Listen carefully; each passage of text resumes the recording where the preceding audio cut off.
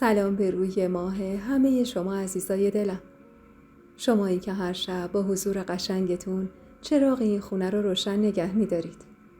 سحر هستم، راوی سرگذشت‌های شما در کانال جادوی داستان با سحر.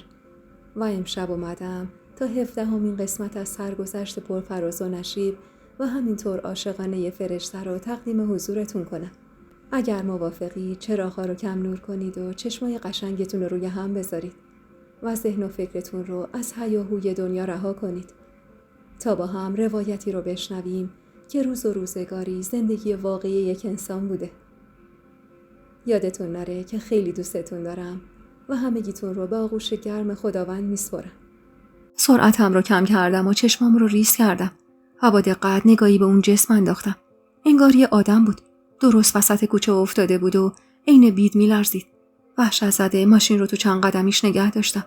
نور ماشین که روی صورتش افتاد متوجه جوونی تقریباً 30 ساله شدم. زیر چشماش کبود بود و لرزش بدنش انگار از کنترل خودش خارج بود. سیاهی چشماش رو به بالا بود و لباش میلرزید. بی اختیار در ماشین رو باز کردم و پیاده شدم. نگاهی به اطراف انداختم. اون ساعت از شب تو آخرین روزهای زمستون اون کوچه خیلی خلوت بود. جلوی مرزانو زدم و ترسیده صداش کردم. آقا خوبید؟ لرزش بدنش متوقف شد. چشماش بسته شد و انگار از هوش رفت. دستمو جلوی بینیش گرفتم تا ببینم اصلا نفس میکشه یا نه. همه چیز تو یه لحظه اتفاق افتاد. خم شدن من به سمت مرد و قرار گرفتن یه دستمال درست از پشت سرم روی دهنم و بوی آشنایی که به مشامم رسید. سعی کردم نفسم رو حبس کنم. خیلی خوب میدونستم با اولین تنفس از حال میرم و بعد چی به سرم میومد معلوم نبود. من این لحظات زجرآور رو میشناختم. من قبلا تجربهش کرده بودم. تجربه‌ای تلخ‌تر از مرگ. اما تقلا و جیغ‌های خفیفی که از ته گلو میکشیدم انگار فایده‌ای نداشت. در نهایت دست قدرتمندی که مهارم کرده بود موفق شد و با اولین تنفس چشمام بی اختیار بسته شد و از حال رفتم. حالا بریم بشنویم ادامه ماجرا رو از زبان نریمان. در ماشین رو باز کردم و ساک سوزان رو از صندوق عقب ماشین در آوردم. سوزان اما قصد پیاده شدن نداشت. ساکو جلوی در خونش گذاشتم و با عصبانیت گفتم پیاده شو. خستم میخوام برم خونه. نگاه تندی به هم انداخت و گفت حرفمو باور نمی کنی. نه، این همه مدرک بهت نشون دادم. اما بازم حرف خودتو میزنی. نفس عمیقی کشیدم و گفتم حرفات یه مش مزخرف بود که فقط به درد خودت میخوره. من به زنم اعتماد دارم. تو هم سعی نکن با این حرفا خودتو خراب کنی. دور از چشم من پا شدی اومدی همدان تا منو مجبور کنی به زنم دروغ بگم. بعدم نشستی و یه مش مزخرف ردیف کردی واسه من. فکر کردی من باور میکنم زنم بهم نارو زده باشه؟ گند زدی تو سفر کاری من. الانم نمیخوای دست برداری. سوزان نیشخندی زد و از ماشین پیاده شد. روبروم وایساد و گفت خیلی خوب، باور نکن. ولی من واسه تک تک حرفا مدرک دارم. من همون روز اولی که دیدمش فهمیدم این زن فقط چشم به مال و اموال تو داره. یکی جوانتر و پولدارتر پیدا کنه، فراموش میکنه نریمان کی بوده و میره دنبال زندگیش. واسه همین همه جا واسش به پا گذاشتم تا بهت ثابت کنم چطوریه. میفهمی؟ همه جا. اگه حرف منو باور نداری همینجا وایسا تا زنگ بزنم یکی واسط مدرک بیاره. شک افتاد به دلم. سوزان خیلی محکم از مدرک حرف میزد. اخ میکردم و گفتم مدارکتم عین حرفات. پا به زمین کوبید و با اصرار گفت فقط نیم ساعت صبر کن. بعد میفهمی مدارکم چقدر قویه. اصلا فکر کردی واسه چی مجبوریت کردم یه شب زودتر برگردیم؟ چون بهم خبر دادن زن عزیزت امشب با معشوقشه. خیالش راحته که تو فردا صبح حرکت میکنی و تا شبم نمیرسی. واسه همین میخواد یه شب عالی کنار معشوقش داشته باشه. دستامو مشت کردم و فریاد زدم دهنتو ببند سوزان، دهنتو ببند. شونه‌شو گرفتم و هلش دادم سمت خونش و خودم با عجله سوار ماشین شدم. دیگه نمیخواستم بمونم و مزخرفات این زنو بشنوم. با عجله به سمت خونه رفتم. میدونستم فرشته خونه است. ساعت از 9 شب گذشته بود و قطعاً اون ساعت از شب خونه بود. ماشین رو دم در نگه داشتم و با عجله به سمت خونه رفتم. در حیاطو که باز کردم مکسی کردم و چند نفس عمیق کشیدم. حق نداشتم به فرشته شک کنم. اما با این عجله‌ای که من برای دیدنش داشتم انگار سوزان موفق شده بود بذر شک رو تو دلم بکاره. قدم‌هام رو آهسته‌تر کردم و به سمت ساختمون رفتم. نرسیده به در ورودی چشمم به سیما افتاد که نگران روی پله‌های ورودی نشسته بود. به محض دیدن من سر و سیما از جا بلند شد. اخ می‌کردم و گفتم چرا اینجا نشستی؟ دست پاچه بود. لب گزید و بریده گفت خانم گفتن شما فردا. گفتم فردا میاید. فرشته کجاست؟ سری تکون داد و نمیدونم میگفت. عصبانی شدم. براق شدم تو صورتش و با خشم گفتم یعنی چی که نمیدونم؟ این موقع شب خانومت کجاست؟ سیما به آنی زد زیر گریه. نمیدونم آقا، به خدا نمیدونم. اصلا این چند روزی که شما نبودید درست و حسابی خونه نبودن. صبح زود میرفتن، شب برمیگشتن. ولی امروز دیگه خیلی دیر کردن. به منم که جواب نمیدادن کجا میرن و با کی میرن. با این حرفای سیما انگار یکی با مشت کوبید تو صورتم. به سیما اعتماد داشتم. سالهای زیادی بود واسمون کار میکرد. از همون موقعی که یه دختر جوان بود و مورد اعتماد مادرم.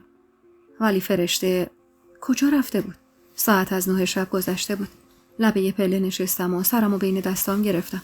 باید دنبالش میگشتم. فرشته فقط یه دوست صمیمی داشت. اونم ماندانا بود. حالا اون از جای فرشته. اصلا شاید پیش اون بود. سریع از جا بلند شدم. هنوز به در حیاط نرسیده بودم که یکی زنگ درو زد. نفس راحتی کشیدم.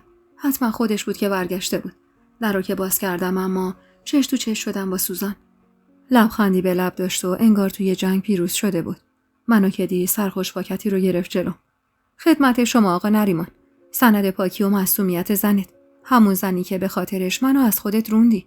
همونی که رو اسمش قسم می‌خوردی. بیا ببین. دستم بی اختیار جلو رفت. پاکت رو باز کردم. چند تا عکس تو پاکت بود. عکس فرشته توی کافه با یه مرد جوان سر یه میز. ضربان قلبم بالا رفت. عکس بعدی عکس فرشته سوار یه ماشین. همون مرد کنارش ایستاده بود. عکس بعدی اون مرد خم شده بود روی صندلی که فرشته نشسته بود. عکس بعدی باز هر دو کنار هم. مرد داشت میخندید و فرشته هم لبخندی به لب داشت.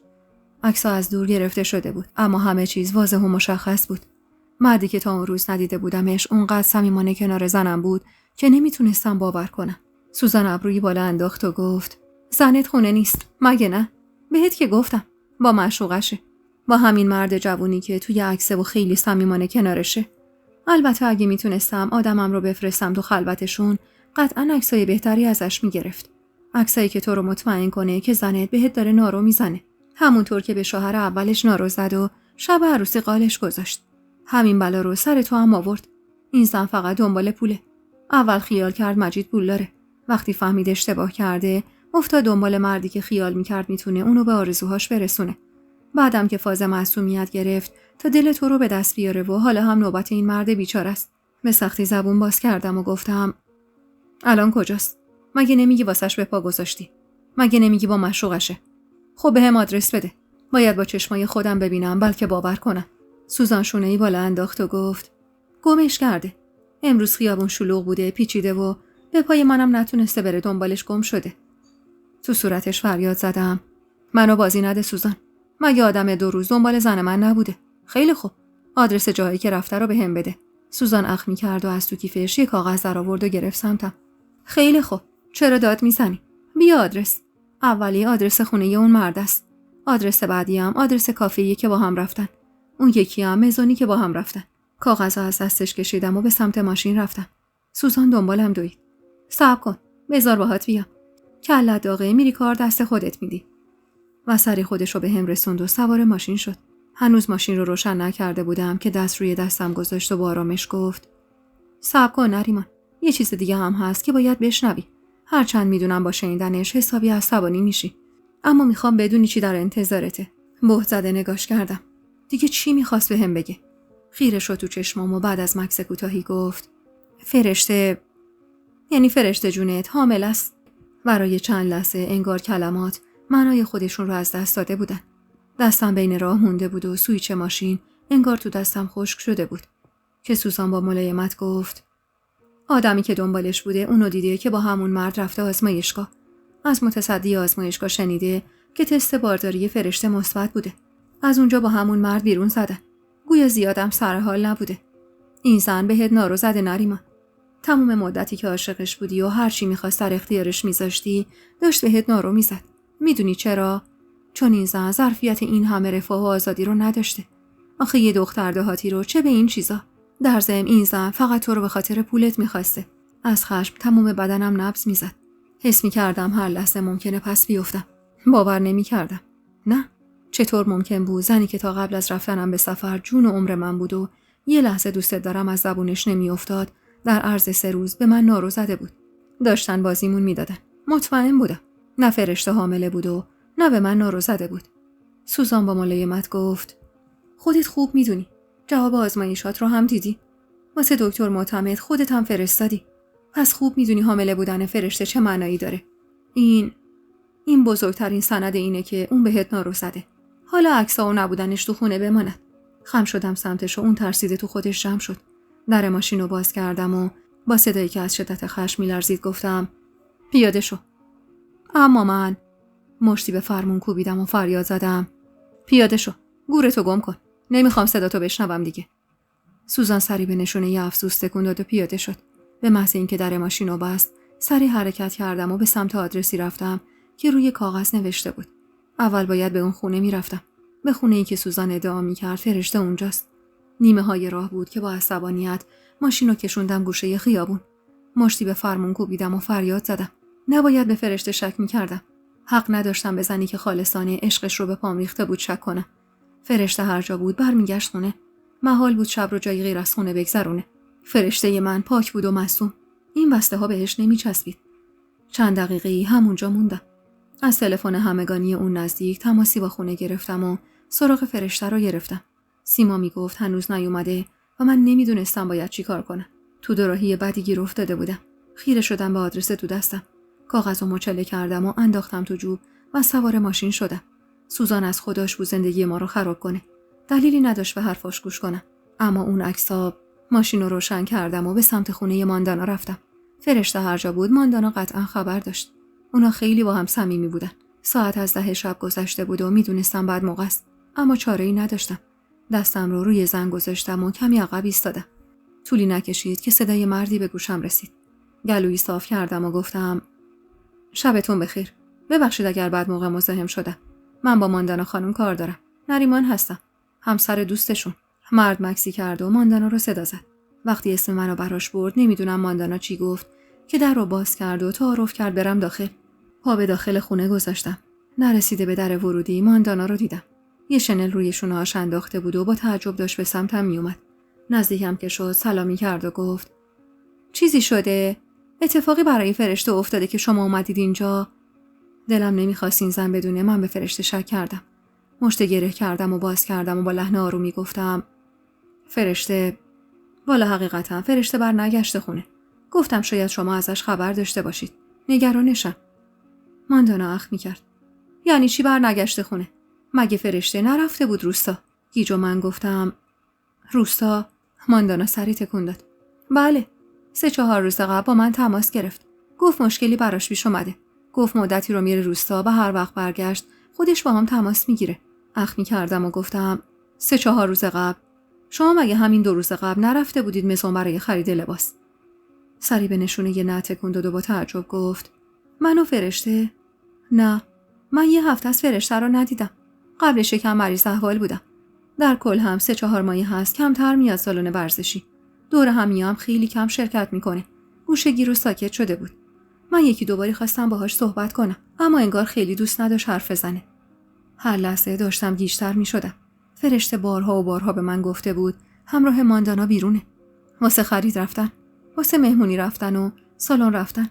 همیشه با ماندانا بود. حتی چند باری که من سفرای یه روزه داشتم اونو به خونه دعوت میکرد تا تنها نباشه. اما حالا داشتم حرفای جدید میشنیدم. حرفایی که باور کردنش برام بی نهایت سخت بود. با صدای بیجونی خداحافظی کردم و با عجله از اون خونه بیرون زدم. تو ماشین نشستم و به این فکر کردم که باید کجا برم. سراغ زنم و از کی بگیرم. اصلا فرشته چرا باید به دروغ به ماندانا میگفت رفته روستا؟ تو اون خونه یه لعنتی چه اتفاقی افتاده بود که من ازش بی خبر بودم. دوباره با سیما تماس گرفتم.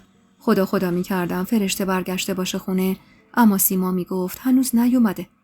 تلفن رو سر جاش گذاشتم و به سمت کلانتری رفتم. نمیخواستم قبول کنم که فرشته به عشق نابی که بهش داشتم نارو زده. من احمق میخواستم عید همون سال ببرمش سفر خارج و ازش بخوام به عقد دائمم در بیاد. 1000 جور برنامه چیده بودم تا خوشحالش کنم. میخواستم لب ساحل دوباره ازش خواستگاری کنم. عین این خارجکیا. مشخصات فرشته و اطلاعات ماشین رو به کلانتری دادم و اعلام مفقودی کردم. با یکی از آشناهام که پلیس بود تماس گرفتم و ازش خواستم پیگیر پیدا کردن فرشته بشه و خودم با حالی پریشون از اونجا زدم بیرون. ساعت از 12 گذشته بود و به چند تا بیمارستان کل شهر سر زده بودم، اما خبری از فرشته نبود. این زن انگار آب شده بود و رفته بود تو زمین. نمیخواستم به اون خونه برم. نمیخواستم مهر تایید به حرفای سوزان بزنم. تا 2 شب به چندین بیمارستان سر زدم، اما نبود. یعنی هیچ جا نبود. حتی هنوز به خونه هم بر نگشته بود.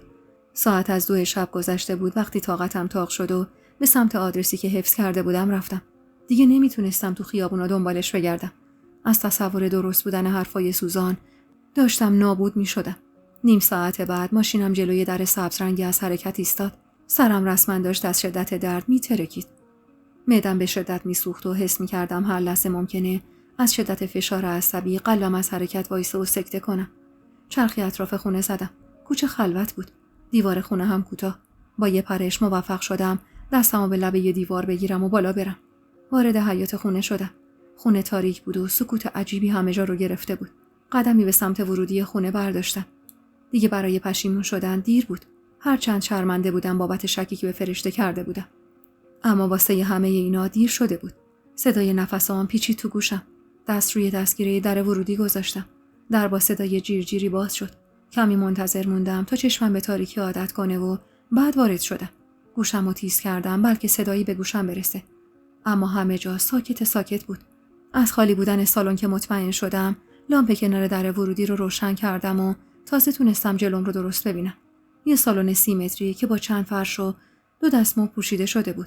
2 اتاق تو سالن بود و یه راهرو که به 2 در دیگه ختم میشد. به ظاهر خونه خالی بود چون هیچ کفشی جلوی در نبود. آهسته به سمت اتاقای توی سالن رفتم. اتاق اول و دوم خالی بود. فقط فرش و کمد و تخت یه نفره تو اتاق بود. وارد راهرو شدم. در اول سرویس بهداشتی بود، اما در دوم یه اتاق بزرگ با تخت 2 نفره بود. وقتی دیدم هیچ کسی تو اتاق نیست، لامپ رو روشن کردم. تخت 2 نفره به هم ریخته بود. یه لباس خواب مشکی رنگ کنار تخت افتاده بود. با دیدن لباس خواب حس کردم ضربان قلبم به 1000 رسید. لباسو برداشتم و بو کردم. توهم بود یا واقعیت نمیدونم، اما اون لباس بوی عطر فرشته رو میداد. عطری که خودم واسش خریده بودم و فرشته عاشقش بود. چند تار مو روی تخت بود. موهای درست شبیه به موهای فرشته. داشتم دیوونه میشدم. همه چیز واضح و مشخص بود، اما من نمیخواستم باور کنم. همش با خودم میگفتم اینا همه صحنه سازیه. باور نکن نریمان. به فرشته شک نکن. اما مگه میشد؟ به سمت میز آرایش رفتم. با دیدن چیزی که روی میز آرایش بود، حس کردم پاهام سست شد. دستایی که از شدت خشم و عصبانیت میلرزید و جلو بردم و سند نارو زدن زنم رو توی جیبم گذاشتم. دیگه نمیتونستم اونجا بمونم. دلیلی برای موندنم نداشتم. همه چیز بهم ثابت شده بود. اما آخه چطور ممکن بود فرشته‌ای که من مثل چشمام بهش اعتماد داشتم و واسم از آب بارون پاکتر بود این بلا رو سر من آورده باشه؟ چطور تونسته بود زندگیمون رو نابود کنه؟ چطور تونسته بود همچین ظلمی در حقم کنه؟ مگه من چی واسش کم گذاشته بودم؟ با قدمای بلند از خونه بیرون زدم. در حیاطو به هم کوبیدم و سوار ماشین شدم و به سمت خونه رفتم. و حالا برگردیم به روال اصلی داستان و از زبان فرشته بشنویم. با شنیدن صدای ضربه هایی که انگار به در میخورد چشم باز کردم. پشت فرمون ماشینم بودم. گیج و منگ نگاهی به اطراف انداختم. زنی چادر به سر داشت به شیشه میکوبید. سرم سنگین بود و حس میکردم تمام تنم لمس شده. زن که دید دارم هاج و واج نگاش میکنم، شونه‌ای بالا انداخت و دور شد. به سختی سرمو بلند کردم و اطرافو نگاه کردم. توی خیابون بودم. خیابونی که به عمرم نیومده بودم. همه جا واسم غریبه بود. بدتر از همه اینا این بود که هر چی فکر می‌کردم یادم نمیومد چرا اونجا. ساعت 7 صبح بود و درستش این بود که من روی تخت خونم از خواب بیدار بشم، نه تو ماشینم. فکرم کار نمی‌کرد. سرم سنگین بود و اصلا به خاطر نمی‌آوردم چرا اون موقع صبح تو خیابونم. چند دقیقه طول کشید تا اعضای بدنم به حرکت در اومدن. به سختی ماشین رو روشن کردم و سعی کردم مسیر رفتن به خونه رو پیدا کنم. پشت چراغ قرمز ایستاده بودم که مردی با لباس مشکی رنگ از جلوم رد شد. با دیدن مرد انگار صحنه جلوی چشمم جون گرفت. یه مرد مشکی پوش درست وسط خیابون افتاده بود. داشت میلرزید. پیاده شدم تا نجاتش بدم. صدای بوقای ممتدی که از پشت سرم میومد باعث شد به خودم بیام. چراغ ثبت شده بود و من غرق اتفاقاتی که پشت سر گذاشته بودم. به سختی ماشین رو کشوندم گوشه خیابون. قلبم داشت از سینه بیرون میزد. اشکال صورتم رو خیس کرده بود. چی به سرم اومده بود؟ خاطرات شب گذشته رو تیکه تیکه به یاد می آوردم. البته امید داشتم اتفاقات برای شب گذشته باشه، نه برای دیرتر از اون. نفس زنان از ماشین پیاده شدم و با حالی خراب دست زنی رو گرفتم و گفتم خانم با شما امروز چند شنبه است؟ زن با تعجب هم نگاهی کرد و گفت 4 شنبه است. چنگی به موهام زدم. نوبت دکتر من واسه 3 شنبه بود. نمیدونستم این یه شب و کجا بودم. هیچی به یاد نمی آوردم. برگشتم تو ماشین. قلبم تون تون میزد. صحنه‌های محوی جلوی چشمم می اومد. روی یه تخت خوابیده بودم. مردی با صورتی پوشیده به هم نزدیک شده بود و بی توجه به تقلاهام سوزنی به هم زده بود.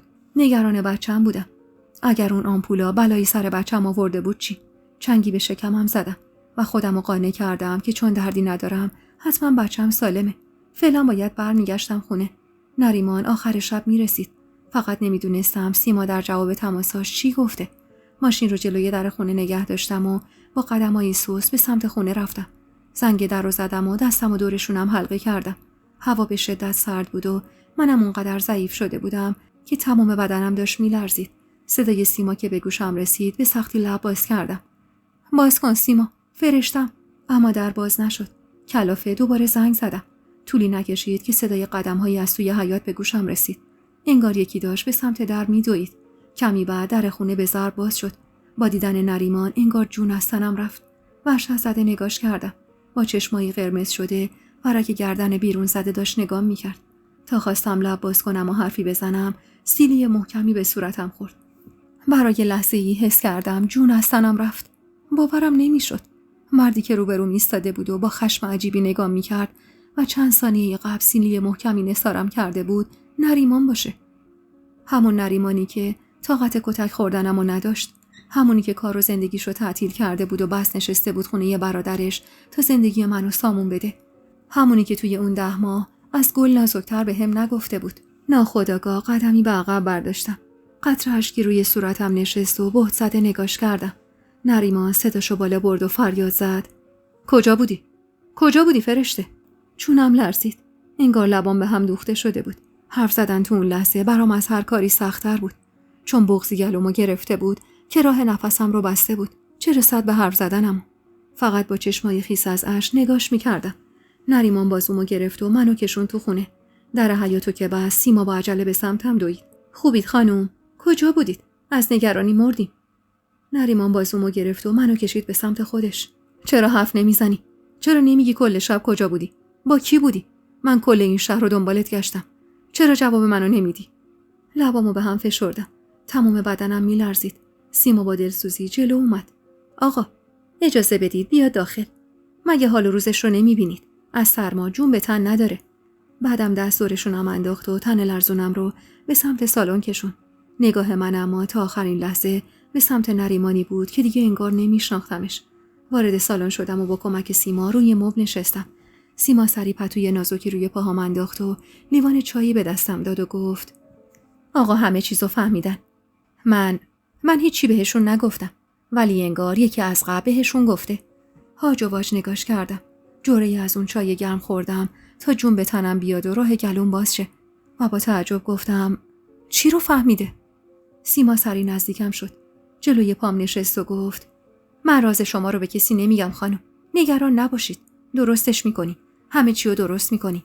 برای یه شبی که نبودید هم یه بهونه جور میکنی. میگم چطوره بگیم پیش برادرتون بودید. هان بگید مریض احوال بودن. خودشون خواستن شما برید.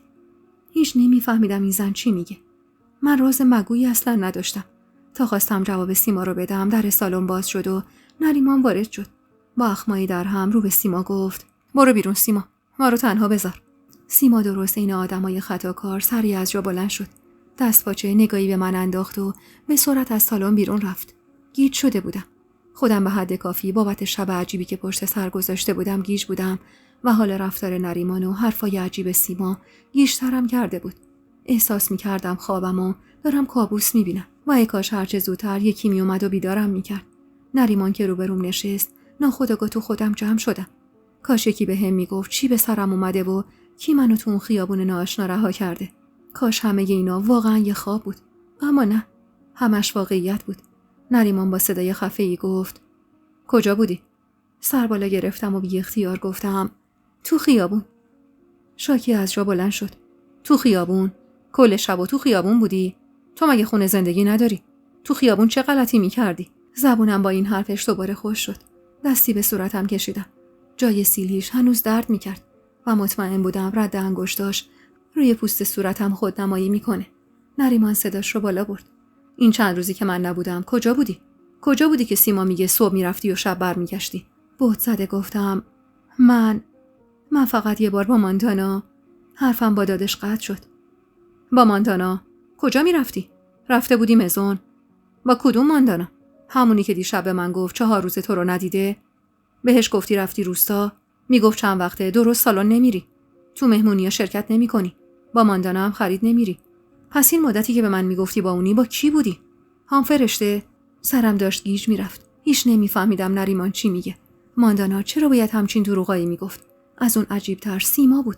چنگی به دسته مبل زدم و با حالی خراب سیما رو صدا زدم. نریمان اما با عصبانیت گفت: با اون چی کار داری؟ میخوام ببینم واسه چی همچین دروغی بهت گفته. من کجا میرفتم از صبح تا شب؟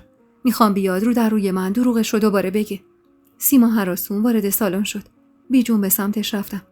چرا ساکتی؟ چی به آقا گفتی؟ واسه چی گفتی من این چند روز اصلا خونه نبودم؟ سیما لب گزید و سر زیر انداخت. چی میگفتم خانم جان؟ خب خونه نبودید.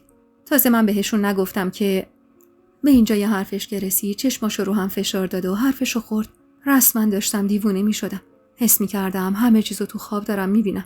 به سمت سیما رفتم و بازوشو گرفتم و فریاد زدم: چی رو بهش نگفتی؟ چرا یه جوری رفتار میکنی انگار من کار اشتباهی کرده بودم؟ نریمان بی‌حوصله گفت: بس کن فرشته، ول کن این زنو. سیما دروغ میگه. ماندانا چی؟ ماندانا هم دروغ میگه. و دست کرد از توی جیب کتش و چند تا عکس بیرون آورد و انداخت جلوی پامو با خشم گفت: این عکسا چی؟ اینا هم دروغه؟ از پشت پرده اشکی که جلوی دیدم رو گرفته بود خیره شدم به عکسا. آخ که بیزار بودم از هرچی عکس بود. خم شدم و برشون داشتم با دستای لرزون و ناتوان. عکسای من بود کنار مهرداد. انقدر حرفه‌ای و دقیق عکاسی شده بود که انگار من صمیمیتی با مهرداد دارم. نفس می‌زدم. سرم سنگین بود و زانوهام انگار توان وزنم رو نداشت. مگه یه آدم چقدر توان داره که یه اتفاق وحشتناک 2 بار واسش تکرار بشه؟ اون از منصور، اینم از مهرداد. نفس می‌زدم. سرم سنگین بود و زانوهام انگار توان وزنم رو نداشت. سر بالا گرفتم و با صدای لرزونی گفتم: همش بازیه. میخوان زندگی ما رو خراب کنن نریمان. همین عکسا رو واسه منم فرستادن. تو و سوزان با هم بودید. نریمان کلافه گفت: کو عکسایی که میگی کجاست؟ چنگی به موهام زدم و به این فکر کردم که عکس‌ها رو کجا گذاشتم و گفتم: تو داشبورد ماشین. آره اونجا گذاشتم. اصلا سیما همون عکس‌ها رو دیده. خودش تلفن رو جواب داده بود. یکی به خونه زنگ زد و گفت یه بسته تو حیاته. نریمان سویچ ماشین رو ازم گرفت و به سمت حیاط رفت. با تنی لرزون دنبالش رفتم. کم کم داشت همه چیز دستم می اومد. اگه یکی اون عکس‌ها رو برای نریمان فرستاده بود، پس مشخص بود که ماندانا هیچ وقت دوست من نبوده.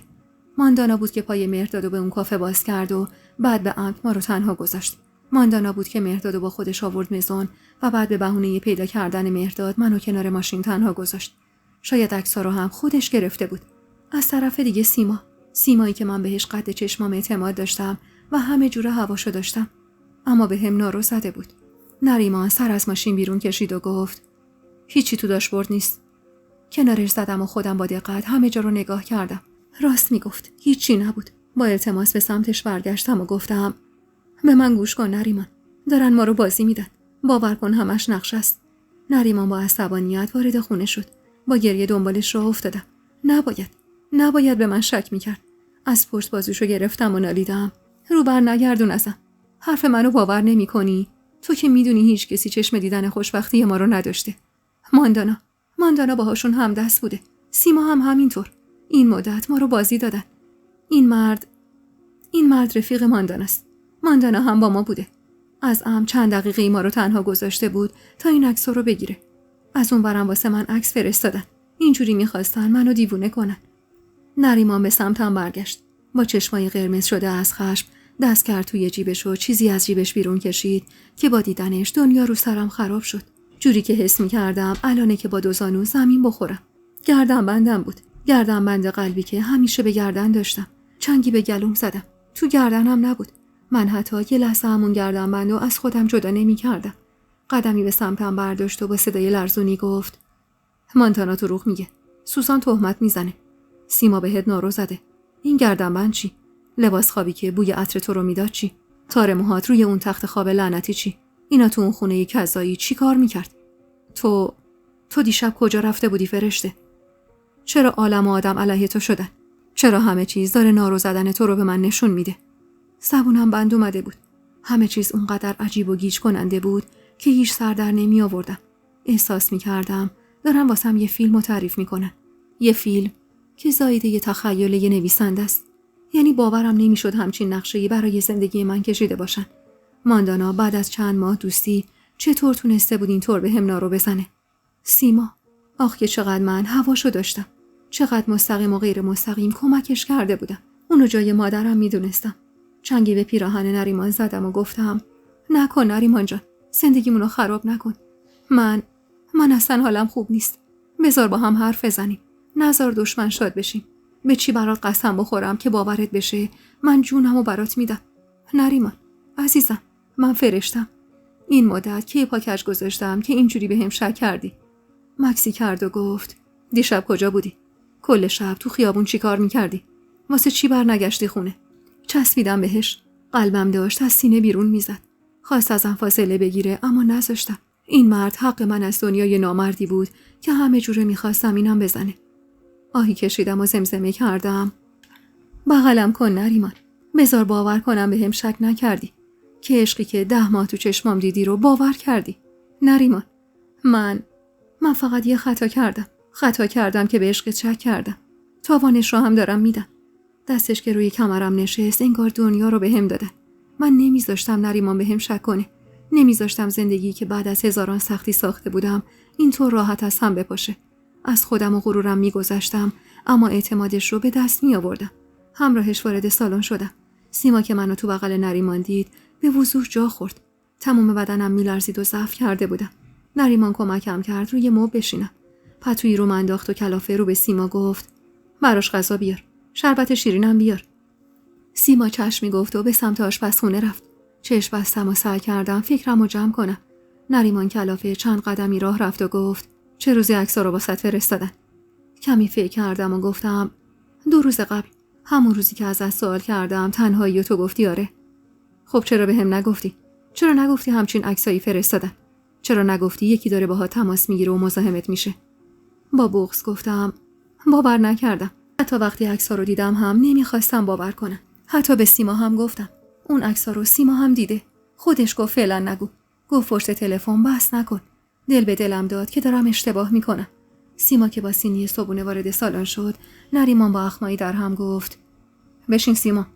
سیما دستپاچه روی مبل تک نفره نشست و دستاشو تو هم قلاب کرد. معلوم بود به شدت اضطراب داره. نریمان با 2 قدم بهش نزدیک شد و گفت: از عکسایی که فرشته میگه خبر داری؟ سیما بهت زده گفت: چه عکسی آقا؟ با گریه گفتم: چرا دروغ میگی سیما؟ من چه بدی بهت کردم که اینجوری میکنی؟ تو اون عکس‌ها رو ندیدی؟ تو به من نگفتی پشت تلفن حرفی نزن؟ نگفتی بذار آقا بیاد؟ سیما چشماشو گرد کرد و با وقاحت رو به من گفت: من خانوم، خدا ازم نگذره اگر من چیزی دیده باشم. شما اصلا این مدت درست و حسابی خونه نبودید. چرا میخواید منو خراب کنید؟ من چقدر ساده‌ام که به آقا نگفتم که حرفشو خورد و سری تکون داد. داشتم از شدت حرص سکته میکردم که نریمان با عصبانیت گفت: چیو به من نگفتی؟ معلوم هست تو این خونه چه خبره؟ سیما سرشو بالا آورد و جوری که انگار تک تک جملاتش رو حفظ بود گفت: من شرمنده روی شما آقا. عمری مدیون محبتای شما بودم. باید زودتر از اینا بهتون میگفتم. اما گفتم شاید خانم سر به راه بشن. شاید دل بدن به محبت شما و دست از این کارا بردارن. اما انگار سکوت من و راز داریم اصلا به نفع هیچ کس نیست. این وسط خودم دارم خراب میشم. پا به زمین کوبیدم و با خشم گفتم: چی میگی واسه خودت؟ کدوم راز؟ چیو باید میگفتی؟ نریمان دستشو به نشونه سکوت بالا برد و رو به سیما گفت: حرف بزن. چیو باید به من میگفتی؟ سیما نیم نگاهی به من انداخت و گفت: این مدت، یعنی همین 2-3 ماهه اخیر، خانم اصلا درست خونه نبودن. هر بار ماندانا خانم می اومدن دیدنشون یا تماس می گرفتن، دست به سرشون می کردن و خودشون، چطور بگم؟ خودشون با یکی دیگه می رفتن بیرون. حتی اون مرد یه بار اومد تو خونه. قلبم داشت از سینه بیرون می زد. سیما چطور می تونست اینقدر وقیحانه دروغ بگه؟ تموم بدنم می لرزید. دیگه تحمل شنیدن دروغاشو نداشتم. جیغی کشیدم و گفتم دروغ میگه. این چی دروغ میگه؟ همه ی حرفاش دروغه. این زن معلوم نیست با کی همدسته. سیما سری به نشونه ی افسوس تکون داد و حق به جانب گفت من نمیدونم چی بگم خانم. واقعا نمیدونم. روز اول گفتم من راز شما رو تو سینم نگه میدارم تا زمانی که مجبور نشمم لب باز نمیکنم. اما شما علنا دارید به من تهمت میزنید و منو جلوی چشم آقا خراب میکنید. آخ که داشتم دیوونه میشدم. سرم از درد داشت میترکید. سیما که به دستور نریمان بیرون رفت با گریه گفتم برو از برادر سوزان بپرس. من اون روز اونقدر حالم خراب بود که به محض دیدن عکس‌ها رفتم شرکت شما. عکس‌ها رو نشونش دادم. اون حتی سعی کرد سوزان رو پیدا کنه.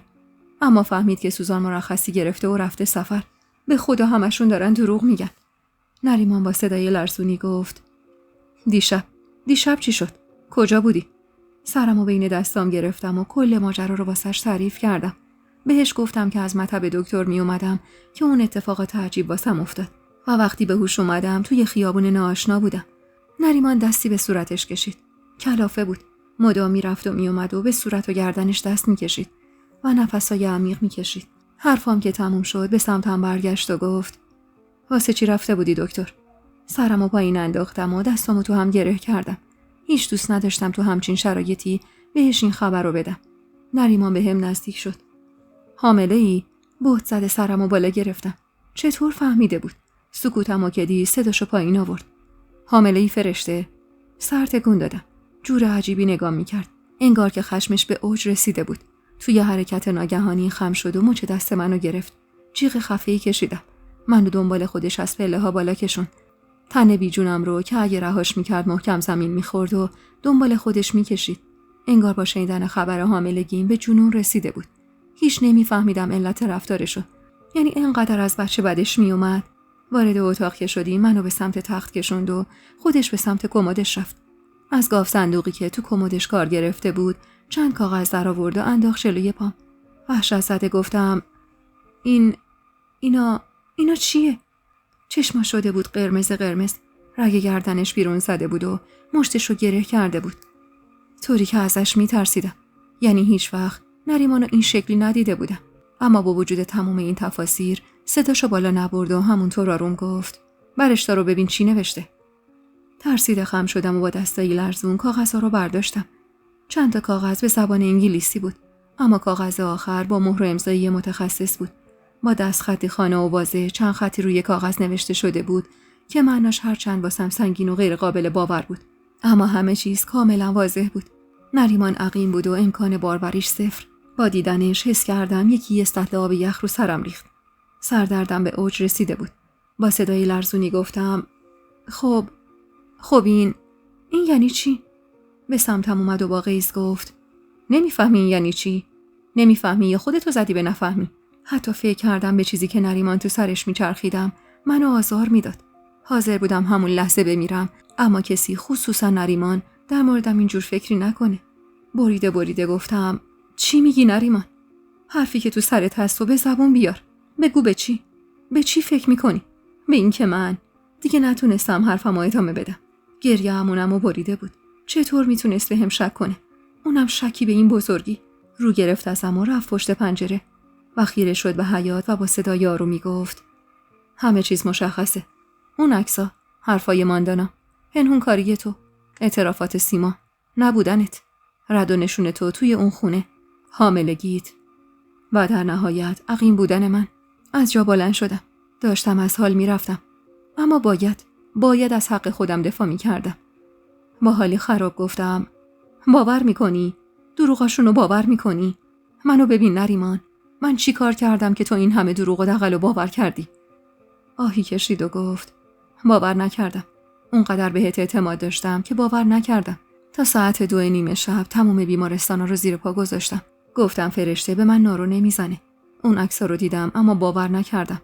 حرفای ماندانا و سیما رو شنیدم اما باور نکردم. به اینجای حرفش که رسید به سمتم برگشت. حالش بد بود. اونقدر بد که اعضای صورتش میلرزید. با این همه نشونه چیکار کنم فرشته؟ من پیش چندین و چند دکتر رفتم. همشون نظرشون این بود که من توانایی پدر شدن ندارم. احتمالش 0 فرشته. میفهمی؟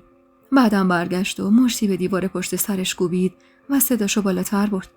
من اونقدر احمقم که با وجود همه این نشونه ها هنوز ایستادم جلوت. تا یه جمله به هم بگی و دلم آروم کنی که دارم اشتباه میکنم. تا به هم حالی کنی که عالم و آدم دروغ میگن. نشونه ها دروغ میگن. تا قانع شم که همه دست به دست هم دادن تا زندگی شیرین ما رو خراب کنن. از پس پرده اشکی که چشممو پوشونده بود خیره نگاش کردم. چی میگفتم؟ من هر چی میگفتم باز همه چیز علیه من بود. آخرین امیدم فقط برادر سوزان بود. واسه همین گفتم برو با برادر سوزان حرف بزن. برو تا بفهمی من بهت دروغ نگفتم. اون عکس‌ها رو واقعا واسه من فرستادن. کلافه گفت باشه قبول. اصلا اون عکس‌ها رو واسط فرستادن. درد من اما اون عکس‌ها نیست. دندونامو به هم فشردم و گفتم دردت چیه؟ حاملگی من؟ عقیم بودن خودت؟ چیزی که از روز اول باید به هم میگفتی و نگفتی؟ چرا؟ چون فکر کردی اونقدر بی‌ارزش و بدبختم که حق داری بزرگترین راز زندگیت رو به هم نگی. رازی که مستقیم تو آینده من تأثیر داشت. اما الان حرفت چیه؟ خیال میکنی؟ حتی به زبون آوردنشم واسم سخت بود. چشم بستم و بعد از مکث کوتاهی گفتم بگو چی فکر میکنی؟ در مورد من چه فکری میکنی نریمان؟ بدون اینکه جوابم رو بده از اتاق بیرون رفت و درو محکم به هم کوبید. بیچون لبه ی تخت نشستم. صداشو از پشت درم میشنیدم. تا وقتی تکلیف این ماجرا روشن بشه تو همین اتاق میمونی. چنگی به موهام زدم و به این فکر کردم که چطور از ماندانا و سیما همچین رو دستی خوردم. چطور انقدر خوب تونستن نقش بازی کنن و من احمق نفهمیدم که دارن به هم نارو میزنن. در اتاق قفل شده بود. نریمان با این کارش به هم نشون داده بود چقدر به هم شک داره و خدا میدونست این شک چقدر واسه من سنگین بود. میدونستم به چی فکر میکنه. نریمان خیال میکرد من بهش نارو زدم و بچه توی شکمم از اون نیست. آخه این حرف و این فکر چقدر درد داشت برام. چقدر سنگین بود. اونم از طرف کسی که عاشقش بودم و فکر میکردم عاشقمه. روی تخت دراز کشیدم. اونقدر سرم پر از فکر و خیال بود که بعید میدونستم خوابم ببره. اما خستگی اتفاقاتی که پشت سر گذاشته بودم باعث شد فارغ از تمام مشکلاتی که داشتم چشمم خیلی زود گرم بشه و به خواب عمیقی فرو برم. با صدای باز و بسته شدن در اتاق چشم باز کردم. ساعت روبروم ساعت 12 ظهر رو نشون میداد. گیج و منگ به عقب برگشتم. نریمان بود. با شونه‌های افتاده و حال خرابتر از قبل. به سستی از جا بلند شدم و نشستم. روی مبل تک نفرش نشست و خیره شد بهم. بعد از سکوتی کوتاه پوزخندی زد و گفت چقدر راحت خوابیدی. انگار نه انگار من دارم دست و پا میزنم برای اثبات بیگناهی تو. راستش خودم هم شرمنده شدم از اینکه خوابم برده و عجیب بود که بازم خوابم میومد. موهامو کنار زدم و گفتم چی کار کنم؟ بشینم گریه کنم و بزنم تو سر خودم خوبه؟ پیش برادر سوزان بودم. کنجکاو نگاش کردم. برادر سوزان آخرین امید من برای رو شدن دروغای سیما و ماندانا بود. هرچند اون قطعا پشت خواهرش رو میگرفت.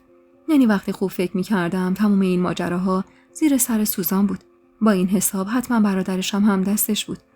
از جا بلند شد و پشت به من خیره شد به بیرون و گفت نه تو رو تو این مدت دیده، نه چیزی از اون عکسا میدونه. حس کردم جون از تنم رفت. وسط یه ماجرای شوم و هولاک بودم که از قبل با دقت برنامه ریزی شده بود. دوستی من و ماندانا برای یه روز و دو روز نبود. با این حساب ماندانا از روز اول با نقشه به من نزدیک شده بود. سیما تمام مدتی که تو اون خونه بودم به سوزان خوشخدمتی میکرد و در نهایت همگی دست به دست هم داده بودن تا زندگی منو نابود کنن. سرمو بین دستام گرفتم و نالیدم. نمیدونم چی بگم. نمیدونم دیگه چطور میتونم بیگناهیم رو بهت ثابت کنم. من واقعا اون عکس‌ها رو دیدم. من به خاطر اون عکس‌ها تا مرز جنون رفتم. ماندانا و سیما هر دو به من نارو زدن. اینا رو گفتم و سکوت کردم. چون بغضی به اندازه یه پرتقال تو گلوم گیر کرده بود که اجازه نمیداد حرف بزنم. همونطور که با دستام دو طرف سرمو گرفته بودم و تو فکر و خیالاتم غرق بودم، یهو چیزی به ذهنم رسید و گفتم آهان، یادم اومد. سوزان یه لباس یاسی رنگ تنش بود. تو یه رستوران یا شاید محوطه یه هتل بودید. کنار هم نشسته بودید. روی میز جلوتون یک کیک شکلاتی بود. اینا رو که گفتم خیره شدم بهش و ادامه دادم. اینا رو دیگه خودت میدونی. میدونی با سوزان کجا بودی؟ میدونی زن سابقه چی تنش بوده؟ نریمان کلافه روی مبل نشست و بعد از سکوتی تقریبا طولانی که ترس به جونم انداخته بود گفت: اولا بهت گفتم ماجرای عکس‌ها دیگه واسم مهم نیست. اونقدر همه چیز علیه توئه که اصلا نمیدونم باید چی بگم. اصلا باید چی کار کنم؟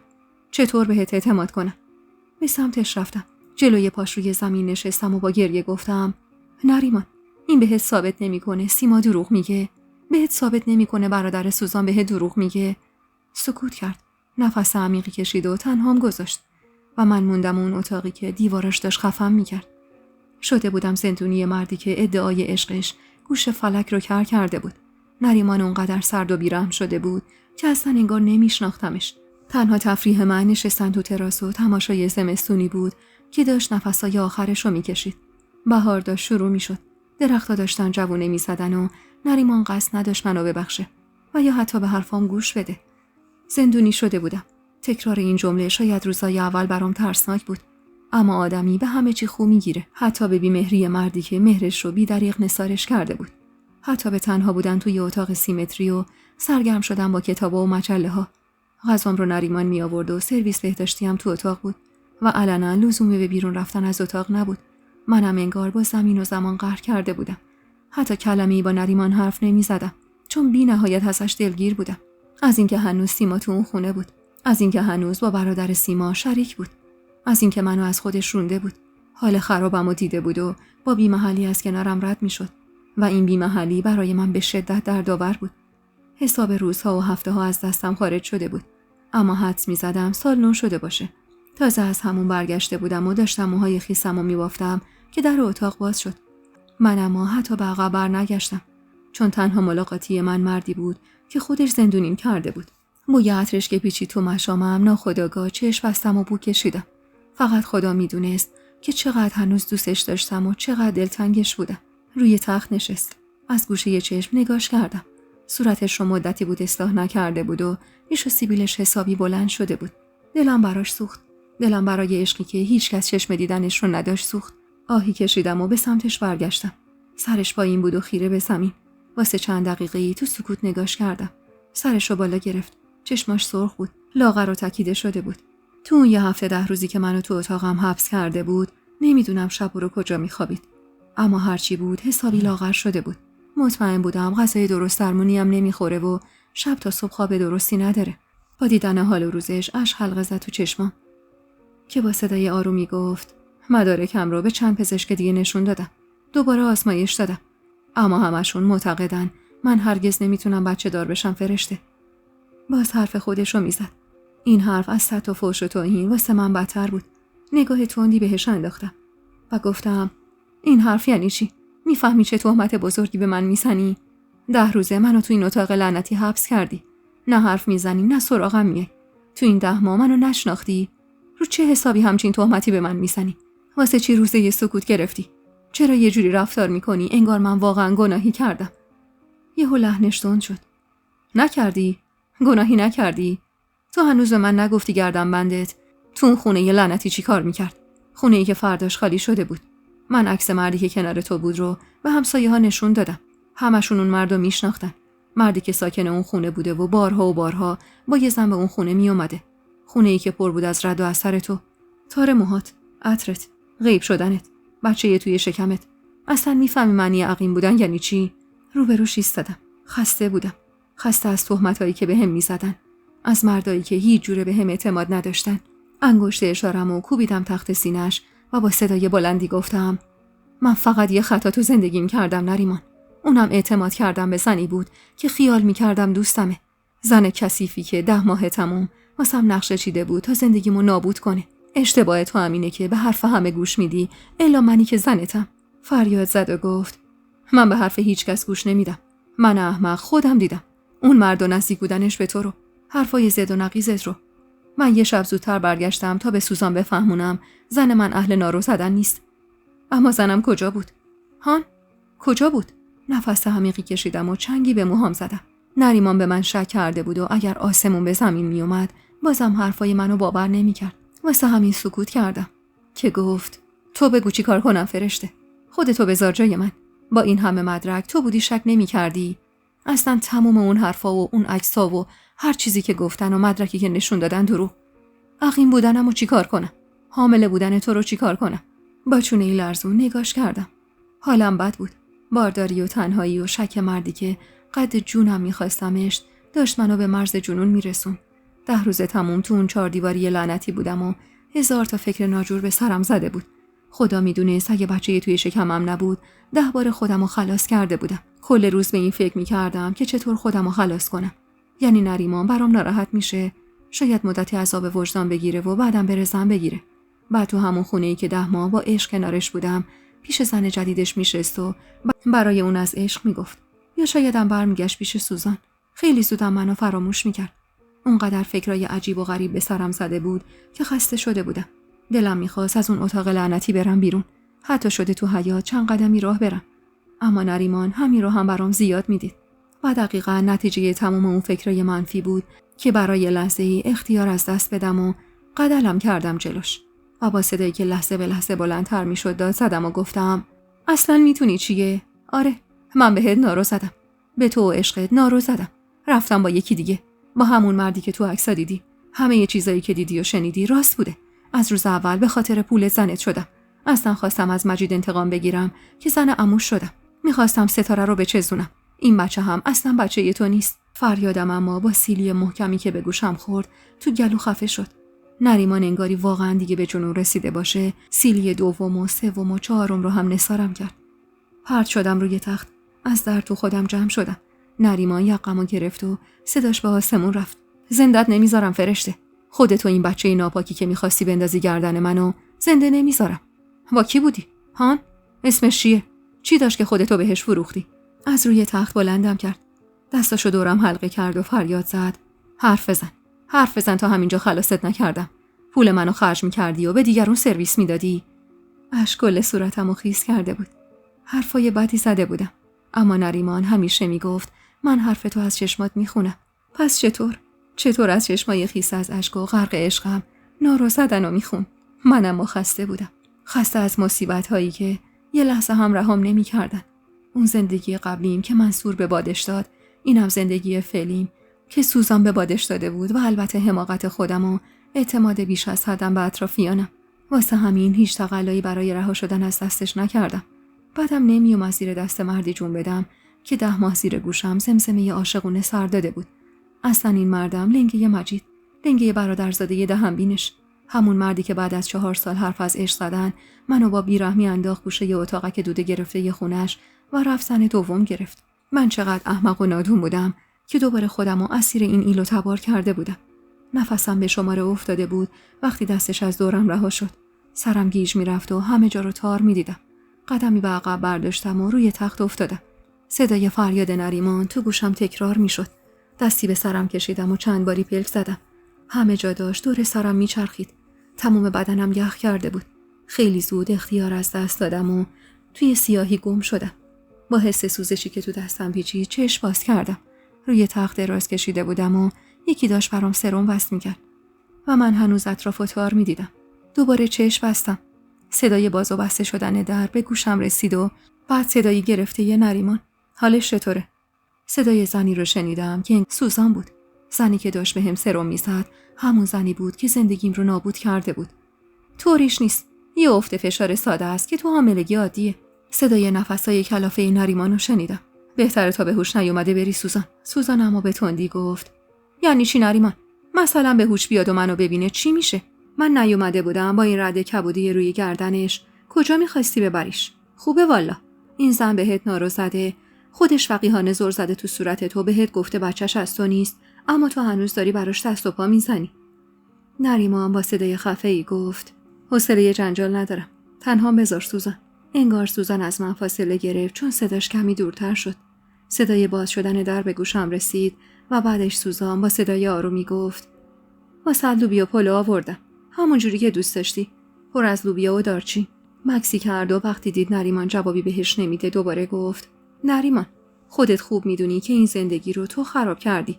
تو با علاقه احمقانت به این دختر، به دختری که شب عروسی شوهرش رو قال گذاشته بود.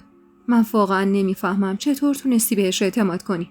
اما اینو خوب میدونم که این زن لیاقت زندگی کردن با تو رو نداره. لیاقت عشقی که نثارش کردی رو نداره. میخواستم اینو بدونی که من بعد از طلاقمون من پشیمون شدم نریمان. تو حتی اگه بچه دارم نشی بازم دوستت دارم. اینو گفت و بلافاصله رفت بیرون و در رو بست. اشکی که پشت پلکم نگه داشته بودم سرازیر شده بود و صورتمو خیس کرده بود. نریمان در جوابش هیچی نگفته بود، اما همون سکوتم قلب منو به درد می آورد. صدای قدماشو شنیدم. کمی بعد تخت پایین رفت و صدای خودش به گوشم رسید. بیداری؟ تظاهر به بیهوشی وقتی صورتم خیس از اشک بود دیگه فایده‌ای نداشت. چشم باز کردم و دلخور نگاش کردم. نگاهشو ازم دزدید و خیره شد به رو تختی سفید رنگ. آهی از ته دل کشیدم و زمزمه کردم. پشیمونی؟ از طلاق دادن اون زن و ازدواج کردم با زنی که شب عروسیش دزدیده شده پشیمونی؟ دستشو مشت کرد. یه راهی هست، یعنی با چند نفر صحبت کردم. میشه بعد از تولد بچه ازش آزمایش گرفت. اینجوری مشخص میشه پدرش کیه. فقط مسئله اینجاست که این آزمایش رو خارج از کشور انجام میدن. بعد از تولد این بچه میبرمش هلند، آلمان، انگلیس، هر جایی که ویزا بدن. نمیدونم. فقط باید ببرمش و آزمایش رو انجام بدم. چونم لرزید. قلبم شکست. باورم نمیکرد. تا دنیا بود این مرد حرفای منو باور نمیکرد. آهی کشیدم و گفتم پس باور کردی که بهت نارو زدم. الان خود خدا هم بیاد پایین نمیتونه نظرتو عوض کنه. بعد اینم من دیگه نمیدونم باید چی بهت بگم. اصلا چطور میتونم نظرتو عوض کنم؟ فقط من دارم تو این 4 دیواری خفه میشم. نمیتونم کل مدت بارداریمو اینجا بمونم. نریمان چنگی به موهاش زد و از جا بلند شد. با صدای گرفته‌ای گفتم مگه بهم شک نداری؟ خیلی خوب، باشه، اما یادت نره با این شک جوری قلبمو شکستی که تا ابد دیگه دلم باهات صاف نمیشه. بعد اینم هر چی تو بخوای. من این بچه رو به دنیا میارم. بعد برش دار ببرش هر جای دنیا که میخوای. ازش آزمایش بگیر. اما وقتی مشخص شد این بچه خودته، دیگه رنگ منم نمیبینی نریمان. یه جوری میرم و گم و گور میشم انگار هیچ وقت روی این کره خاکی وجود نداشتم. تو این مدت هم حق نداری زندونیم کنی.